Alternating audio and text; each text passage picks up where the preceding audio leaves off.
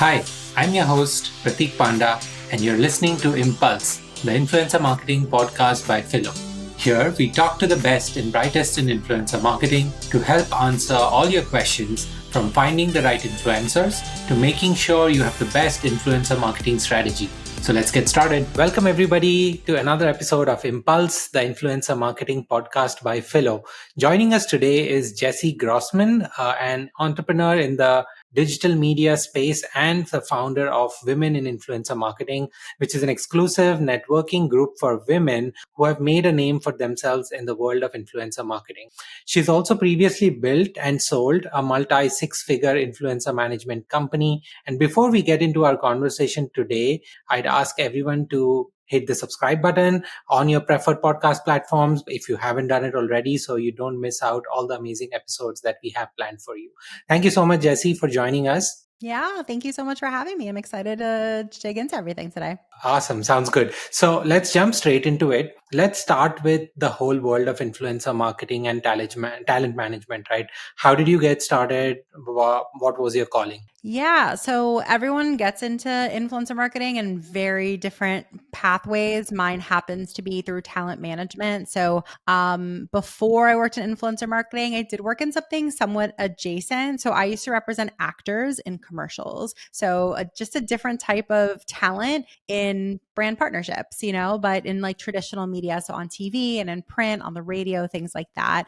I ended up opening up their influencer division at that talent agency, and it still exists to this day.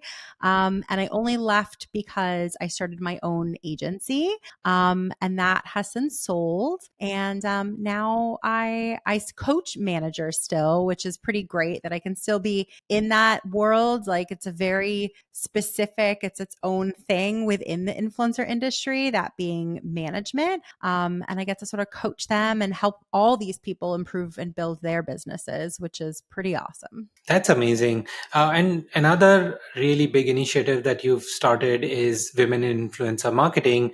Can you tell us a little bit more about it as well? And I've been noticing a lot more women in the influencer marketing community, and maybe there is some light you can shed on that as well. Yeah. So I have two different companies presently once I sort of transitioned from having my own management company. So back in 2017, I launched this passion project called Women in Influencer Marketing, or WIM for short. It was just that. It was just a passion project. And I was basically looking for people to connect with, to bring deals to my clients. I had so many more questions than answers about the industry. So we decided to like put on an event and start a Facebook group and see if there was any traction. Cut to, so many years later, and now it's like a full-fledged networking membership organization. We have in-person events all over the country, a mentorship program, like so many resources and hundreds of members. So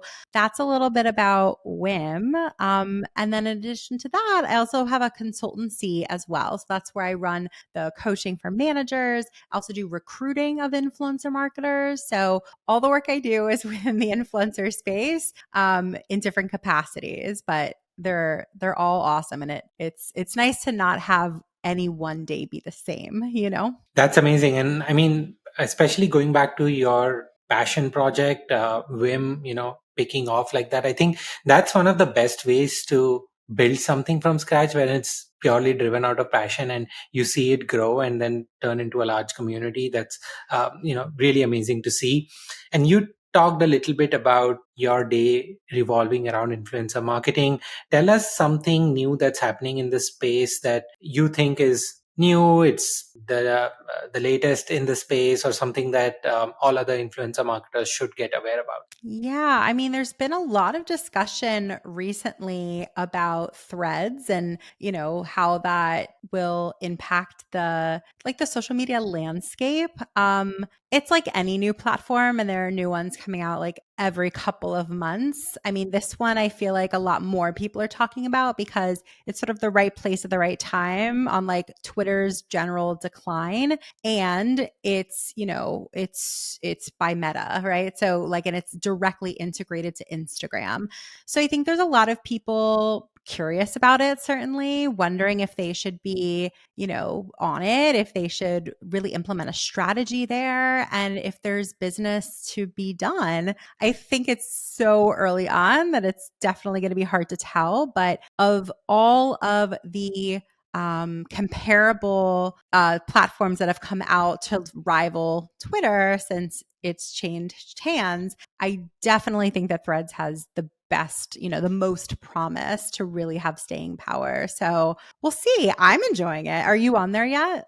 I'm not on there yet. I did have a fair amount of FOMO to, join immediately.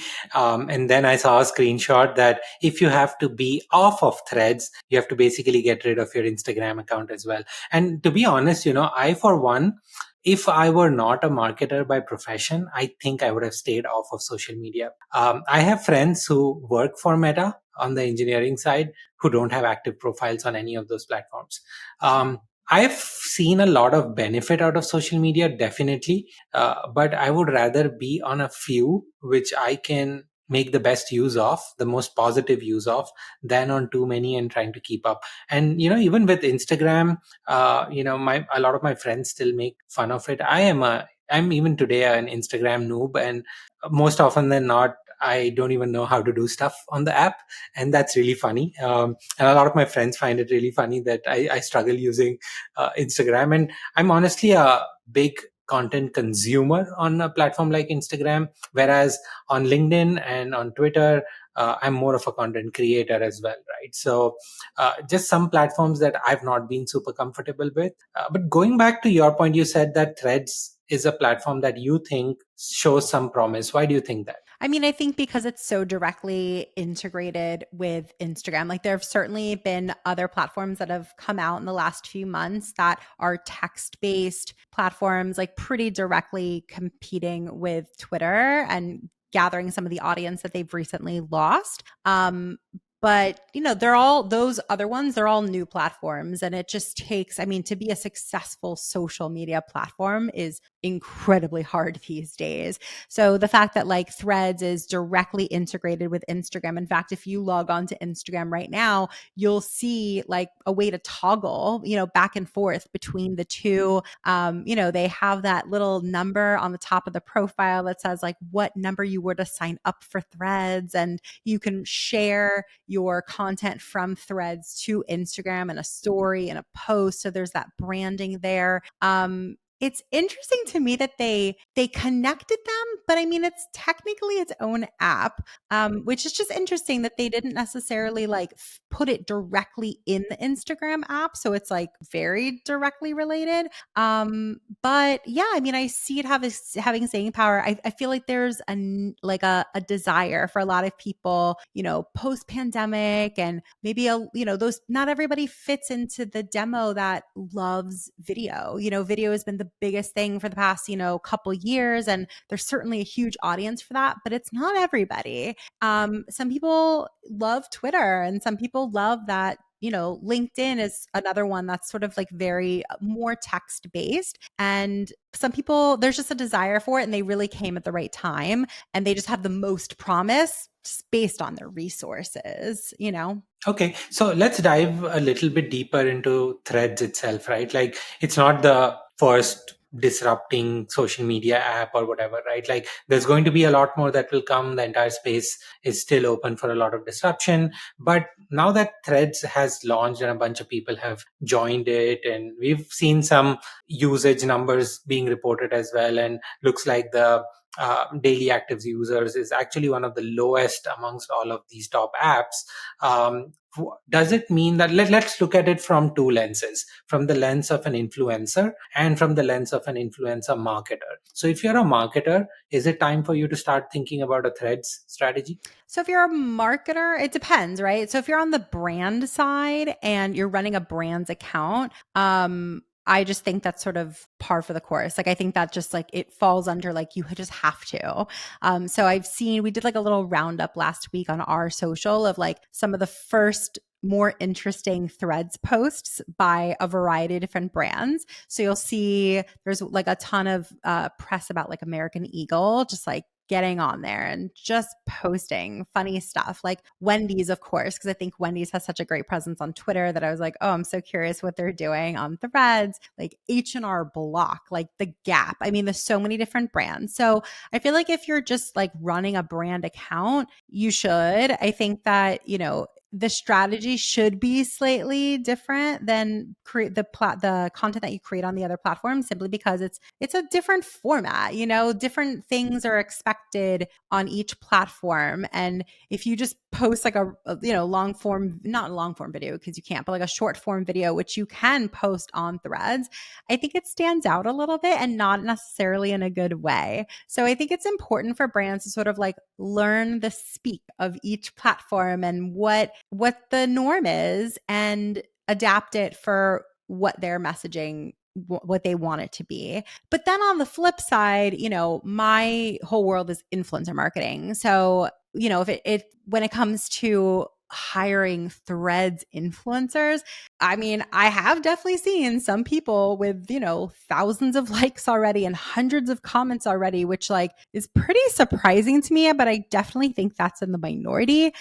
I'd say that like most influencers that I'm seeing who, they have a sizable audience on their Instagram, they got Threads to like check it out. Most of them are not seeing a fraction of the engagement that they're seeing on their Instagram account. So it's worth experimenting with. And I think the best way to do it is probably, when you're working with an influencer, ask them like, what are some of your supplementary social accounts? And if they might say Threads, they might say Pinterest, they might say, maybe like they're big on YouTube Shorts or something like that. And I just am one for like maximizing the heck out of every engagement. So if I'm putting all this energy and effort into working with an influencer, I want the most impact that I can get in that one engagement. And so if we are, only doing an Instagram reel, but they're also on Threads and they're also on, Pinterest and all these other platforms, like I want to bake that into my agreement, into my contract, so that I can distribute it in other channels. And normally, if it's either a cut down of the original content or just the original content, maybe slightly differently repurposed for the other platforms, you don't normally have to pay like double or triple the fee. Like it's like an incremental increase. And so it feels like you're getting more value for your money, which like everybody wants, Got it. And that makes sense. And that would have been the ideal next question that I would have asked, right? Because it's not just like every platform has a different content format that works better. So even if you look at this from an influencer's perspective, most of them are already overworked. They're planning a lot of content. They're, pushing out a lot of content almost on a daily basis. From their perspective, is Threads sort of an entirely new take, or would you advise an influencer to go experiment, but maybe repurpose some of the existing content that they have? It's like, I will never be that person to like give blanket advice for creators, because I just really, maybe it's because I'm a former manager and I coach managers and stuff, but I see every creator as having their own unique business. Like really no creators to businesses are the same. So with that being like a fundamental belief that I have, like, you sort of know what your audience wants and the way that they want it if you've done it for long enough. And what I mean by that is if your audience is primed for like super long form intimate content, then like YouTube is probably your place, or a podcast, and some other places. But Threads are like very text based, and like it's current. Like people post often on Threads, so it feels slightly more reminiscent of like Instagram stories, or not even YouTube Shorts. Like Instagram stories is probably the most, or like some people are still on Snapchat, similar to that, like a day in the life, or like a little bit behind the scenes, where what I do think is particularly interesting and something to note for Threads for creators is if you feel as if you really have cultivated a community where your audience is really primed to have two-way conversations where it's not just you speaking at them, but they respond and then maybe they also speak amongst each other even. Threads could be really interesting for that because that is one of the other ways that people aren't necessarily talking about how it does differ even from Instagram because they're like, well, you could just like comment on a post. Like, what is the real difference?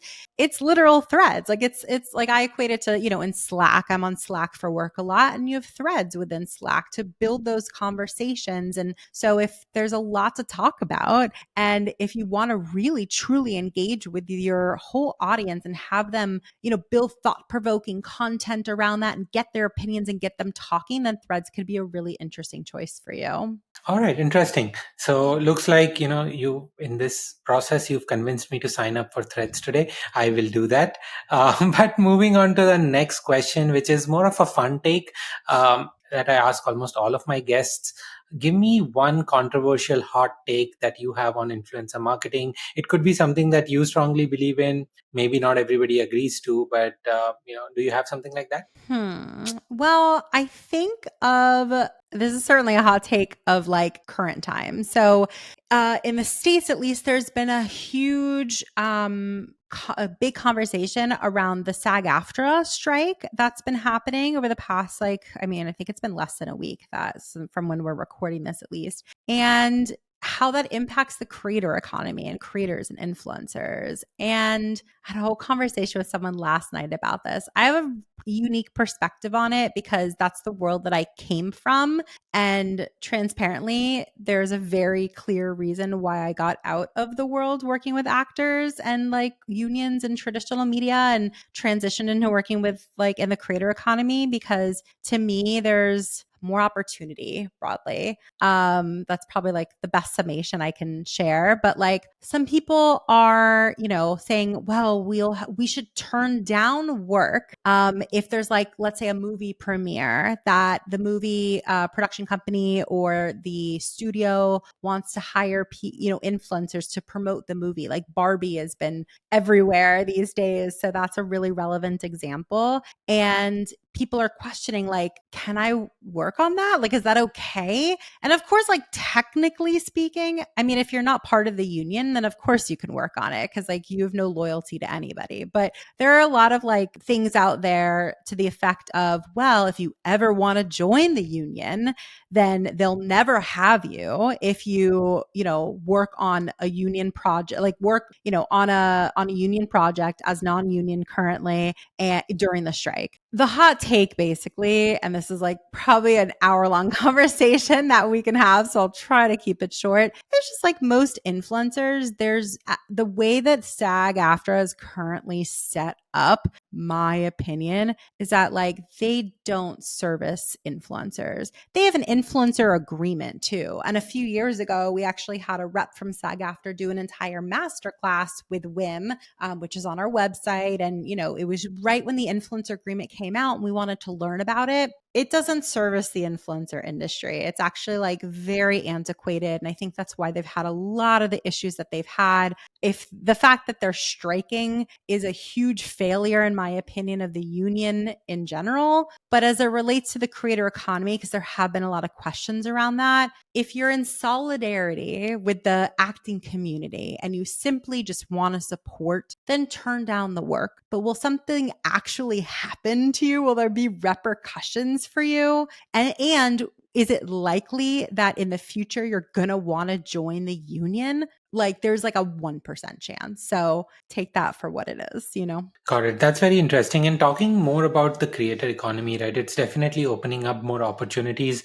Do you see any gaps in the creator economy space that you are particularly interested in and you think, okay, these are still pockets of the creator economy that require a lot more products to come in, businesses to come in, and if you want to share more about that. Yeah, I mean, where do I even begin? Like, yes, yes, and yes, like definitely in so many different areas. Like I'm excited by people who honestly have the balls to just build in the creator economy because so many people just work for other companies, that have been in existence for a while. And if they're innovating, it's very slight, to be honest with you. We have an event twice a year called the Best in Influencer Tech because I'm personally very passionate around technology and the influencer industry. And so if we can find people who are sort of innovating in that place, then I think it's exciting and I want to focus on it. So in different areas, I don't know, I was at a conference a few weeks ago and people were talking a lot about sort of like this interesting space of like creator, but airing more on like the entrepreneur side. Not like your typical creator. They were phrasing it as like a B2B creator. I don't think that's the right way to describe it necessarily, but founders basically who are very active on social media and like there's a market there for sure. I also think that there's definitely more that could be done in terms of community building. And just creating tech that allows that to be facilitated better. I really liked Web3 and it's sort of diminished in popularity tremendously. So I don't know if that's like not where I would focus, but I do hope that it has a resurgence in the future. And then last, I would say payments. There are definitely some companies out there that have tried to tackle that issue because influencer marketing partnerships, generally, most successful companies are trying to do it at scale. And in order to do anything at scale, you just have to have good technology around you. And even the few companies that I know about who've tried to tackle that problem, like they've missed the mark just slightly. So I still think that there is definitely some white space in that. And I mean, there's definitely opportunity in anything financial and it's like fintechs and in the creator economy, there's a lot there. So for anyone listening who's in that space, go after it. Yeah, definitely very, very helpful for everybody who's listening. On the payment side, right? Do you think that there is enough transparency on pay? Like we've been doing a lot of influencer marketing campaigns and the expectation on payouts can vastly differ. And it has nothing to do with how many followers you have. It's just sometimes people just know what they want to be paid, right? Do you think there is some sort of resource which could be helpful for marketers as well as influencers to really understand what kind of price points should they be working on for different kind of platforms as well as formats? Yeah, I mean, the best resource, to be honest, is getting a talent manager and somebody on your team who's privy to tons and tons and tons of negotiations because what that's going to provide them is perspective. Because essentially, influencer marketing pricing, it's just based on what people will pay. That's the reality. It isn't unionized. So there isn't like a minimum amount that people should be paid at all. So, the ideal and probably the best case scenario is, you get to a point that it makes sense to have a manager and you want to work with somebody who is managing other talent similar to you, not exactly a copy because you don't want to compete with their roster, but similar so that they're privy to a lot of other partnerships and deals for creators who are similar. And they're seeing what rates are floating out there and they're seeing what deal terms are being negotiated. And so then when it comes to you, there's so much more experience there for them to be able to pull from. Got it. Makes sense. And as a marketer, how do you okay, budget and price points is one thing, but even if we take a few steps back, how do you think somebody should go about identifying the most authentic influencers for their brand? Yeah, I mean, it seems like a simple question, but it's actually like a fairly complex question that takes a lot of time and a lot of resources. There are certainly some tech platforms out there that absolutely claim to be able to help identify those people. I'm a big proponent for trial and error, honestly, because I don't think that there's really a platform that certainly can't guarantee anything. So, digging into their historical posts, like seeing who's engaging and what they are engaging the most with. Because, if you're a shoe company and they are only like their audience is really most engaged when they talk about like travel, let's say, but you've seen a post that they posted about shoes shoes before and like no one really engaged, it didn't really move the needle, then that influencer might not be the best fit. I think most people, the broadest advice, but it's like pretty tried and true that I can give is it's most important to look at the audience and not as important to look at the influencer. And you're talking about earlier about like hot takes. Like, I think that that's a very common misconception when it comes to brands. They're like, oh, that influencer, like they're so on brand for us, or, you know, they love our product, so it makes so much sense. They'll just speak so highly about us. But that's all fine and everything. But if their audience isn't into you, then it's pointless. So it's so much more important to figure out who you're looking to reach. Are you looking to reach your, you know, legacy clientele, or are you looking to get into, you know, capture a new audience? And if so, like, are these people that are willing to spend a ton of money? Like, is your product really, you know, priced very high? Is it something that you're, you know, it's a product that you would only buy one time? Like, that's a different type of person versus somebody who's paying like on a monthly basis. It's a subscription or something like that. So first, I guess just like identifying the type of person, the main, you know, demographic, an avatar of your customer. And don't be afraid to like ask for proof, like ask for case studies and ask for screenshots when you are going to market, going to influencers, and, you know, testing the waters in those introductory conversations. Like, say, like, we are specifically looking to reach this type of person. And, you know, can you show us examples of past partnerships or just even organic content that you've produced where you've tapped into that audience, and let them share that with you. It's really beneficial.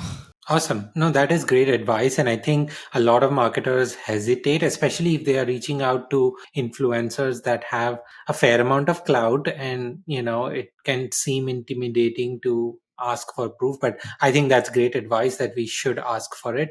A little bit more on something that you touched upon is taking help from a talent manager. How do you go identify a good talent manager, and what makes a good talent management strategy? So it's hard. I'm not going to lie about that. Like, there are a lot of great managers out there, but there are a lot of people out there who are like self-proclaimed great managers and don't really have the experience to back it up.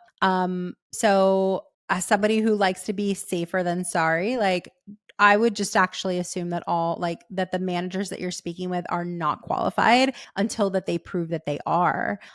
So for me, like, somebody who, you know, has negotiated for, you know, like a number of influencers, like at least like, I don't know, 50 influencers or something over the course of a few years. Like, you want to make sure that they have the contacts that you're hoping for. What I will say before I even get into that, though, is like, expectation setting is so hugely important on all sides when entering into that type of relationship. So to like level set, I think that there's this common misnomer that, you know, an influencer will sign with an agent or a manager, and immediately like the expectation is, oh my gosh, like my business is made and I'm going to now work with all the top brands that I've always wanted to work with, even if I literally was partnering with no one before that manager came into the picture. That is literally like never the case. The ideal situation is that you hustle just as much as your manager does.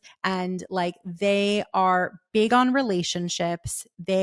You're big on keeping you top of mind and doing that with, you know, marketing. A lot of managers have newsletters. Like, their job is to keep you top of mind for all of the brands and companies that you want to work with. And they're salespeople at the end of the day. They're just selling people instead of things or services. So you want to make sure that this person is comfortable and excels at selling.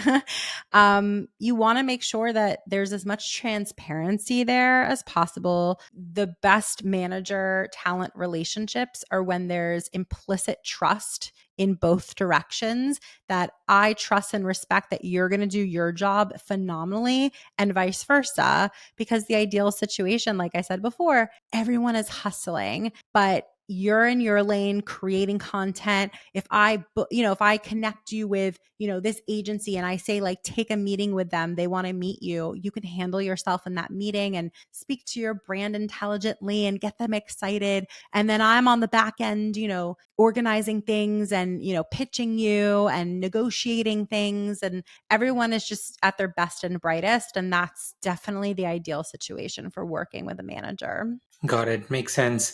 Um, can you share a little bit about some example of a brand that you've come across or a brand that you like that have really figured out how to do influencer marketing really well? Yeah, I mean, there's a lot, which is a good thing, right?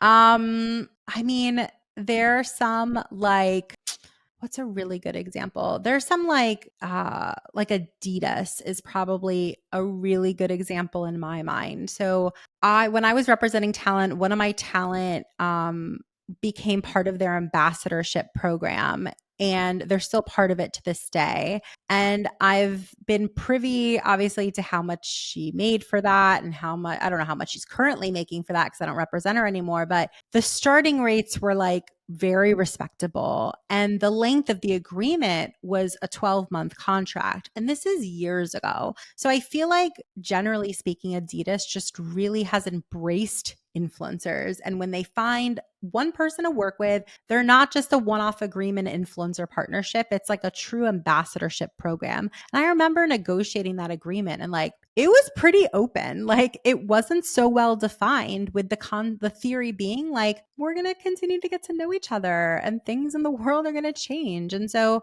it's like certain amount of pieces of content brought, like generally speaking, but let's do this thing together. And there was like a lot of trust given, a lot of respect that was given. And I know that she's still with them to this day. They've also very much into storytelling, which I think is so smart. It's just a more interesting and dynamic type of content. So I love watching what they're doing. It could have gone in such a different direction because, they're a fitness company, yet they're working with people of all shapes, all sizes, all colors, and they don't seem to be doing it just to check a box because they've been doing it for so long and so consistently that it really just seems part of their brand ethos. And so Adidas is one that I just think is incredible. Awesome. That's a great example. And I think the key thing there is to understand that as a marketer, you want to continue to build deeper relationships with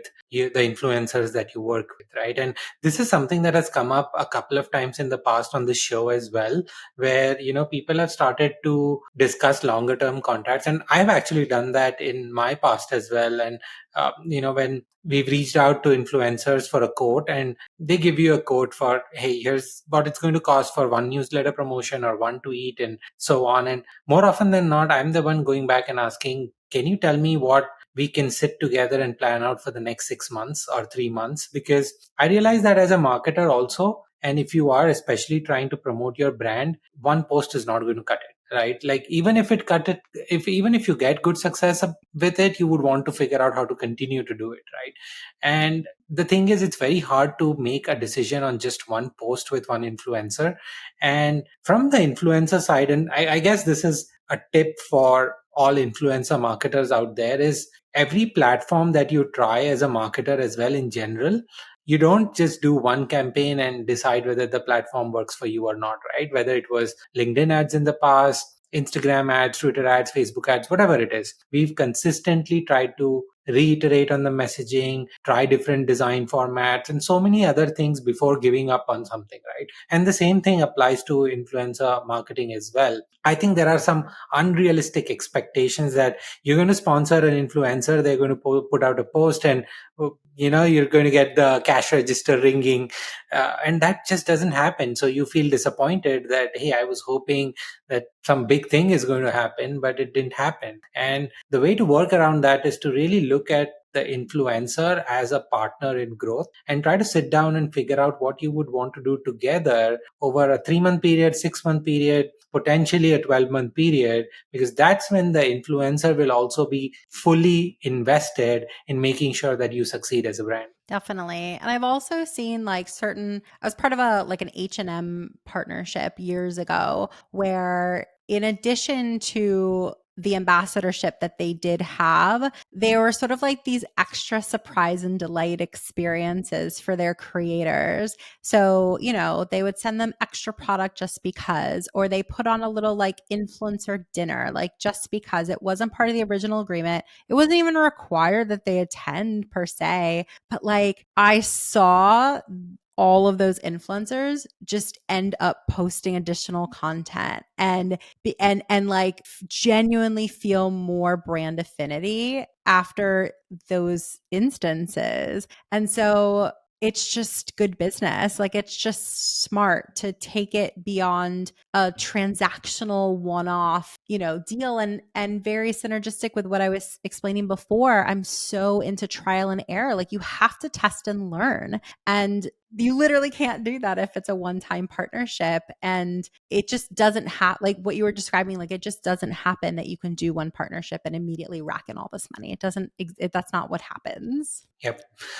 Any tips and advice you would give to somebody who is aspiring to be an influencer marketer or a talent manager? And, how do they get their career started? Yeah. So it's a little bit of a tough time right now just because the job market is so wonky. Unfortunately, I'm just privy to a lot of people who are out of work who are incredibly talented, but we're just unfortunately part of some layoffs. So it's a very difficult time now. I mean, selfishly, I would say like check out WIM because, it's a networking group. And so networking and getting to know people on like a very real, authentic basis is just going to help you regardless of whether you're actively looking or passively looking, or, maybe in the future, this person will help you. That's the fundamentals of networking. We also have a job fair that's in August and we do it twice a year. So that's really helpful. I'm a huge LinkedIn nerd, so I'll always recommend like there's so much that LinkedIn has to offer, whether you create content on there or you're simply looking for a job. So set up job alerts on LinkedIn. You can get pretty granular with what you're looking for. But I guess the best advice that I can give is like, just put it out there in the universe, like what you're looking for. Be open-minded, especially right now, because it is a difficult market, but you got to put out there as much as humanly possible, whether it's via social or just via conversations that you're having with people, what you're looking for, who you're interested in meeting with. And like those things will come back to you tenfold, but you got to put it out there. Got it. Makes sense. And as we come towards the end of this conversation, one fun question. If you were to take out an influencer to lunch or dinner, who would that person be and what? Ooh, that's a tricky question. I would say, hmm, I don't know if I have a good answer to that question. I don't know if I have a good answer to that question. I mean, an influencer that I don't want to take out to dinner.